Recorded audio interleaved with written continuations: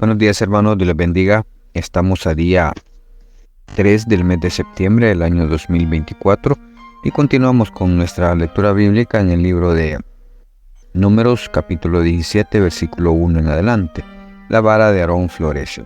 Luego habló Jehová a Moisés diciendo: habla a los hijos de Israel y toma de ellos una vara por cada casa de los padres de todos los príncipes de ellos, 12 varas conforme a las casas de sus padres, y escribirás el nombre de cada uno sobre su vara, y escribirás el nombre de Aarón sobre la vara de Leví, porque cada jefe de familia de sus padres tendrá una vara.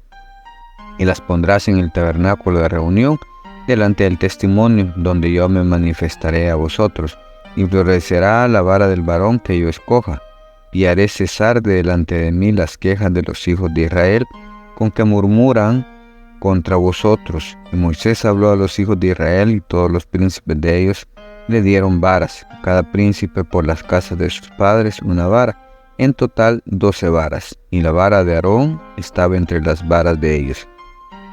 Y Moisés puso las varas delante de Jehová en el tabernáculo del testimonio. Y aconteció que el día siguiente vino Moisés al tabernáculo del testimonio, y aquí que la vara de Aarón de la casa de Leví había reverdecido, y echado flores, y arrojando renuevos, y producido almendras. Entonces sacó Moisés todas las varas de delante de Jehová a todos los hijos de Israel, y ellos lo vieron y tomaron cada uno su vara.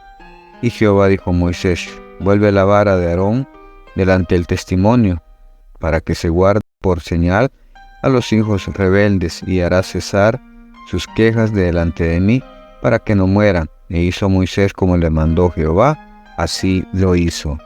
Entonces los hijos de Israel hablaron a Moisés diciendo: he aquí nosotros somos muertos, perdidos somos, todos nosotros somos perdidos. Cualquiera que se acercare al que viniere al tabernáculo de Jehová morirá. ¿Acabaremos de perecer todos? Hermanos, vemos la gracia de Dios manifestada en la vara de Aarón. Escogieron 12 varas, una por cada tribu, y justamente la vara de Aarón es la que florece. Y eso es signo de que Dios había elegido a Aarón y su familia, o la tribu de Leví, para estar siempre delante del sacerdocio. Siempre va a haber ese problema en cuanto a las divisiones y todo eso, porque acá los hijos de Israel vuelven otra vez a murmurar, pues, porque es prácticamente lo que hacen. Versículo 3: cualquiera que se acercare y el que viniera al tabernáculo de Jehová morirá. ¿Acabaremos por perecer todos? Preguntan. A raíz de las mortandades que habían habido, a raíz de la rebelión de Coré, murieron todos los que estaban con Coré, 250, y luego murieron 14,000. Son bastantes, hermano. Estamos hablando de 15,000 personas muertas en un término de 2 días. Con Dios no se puede jugar. Cuando Dios habla y Él está pidiendo adoración para Él, hermanos, hay que entenderlo. La adoración es a Él, la adoración no es a ningún hombre, ni a ningún líder de ninguna iglesia. La adoración tiene que ir directa a nuestro Dios. Queremos ser, pues, apreciados por Él. Pero muchas veces nuestra rebeldía nos lleva a adorar otras cosas. Tenemos que aprender a adorar a nuestro Dios, ser conscientes que Él es todo en nuestra vida.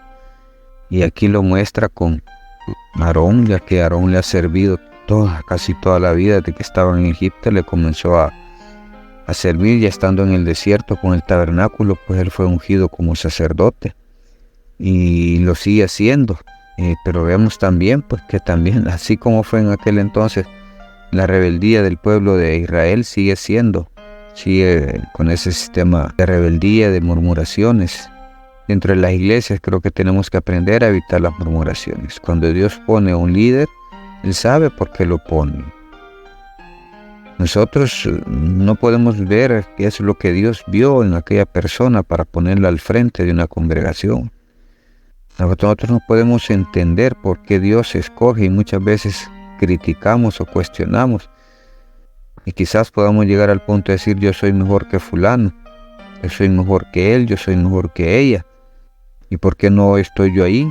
Es sencillo, porque Dios no escogió. Entonces pone al frente a quienes Él escoge. No somos nosotros los que escogemos. Es Dios quien escoge a quién va a poner al frente de un ministerio. Es quien escoge a quién va a poner atrás de un púlpito a predicar, a ser un líder dentro de la iglesia. Ese es Dios quien lo decide. Él es el que da el don para hacerlo. Nosotros tenemos que aprender a obedecer y aceptar el liderazgo de aquella persona que Dios ha elegido. Si la persona falla, pues es Dios quien se va a encargar de corregir las cosas. Así que, hermanos, no es fácil, no es sencillo.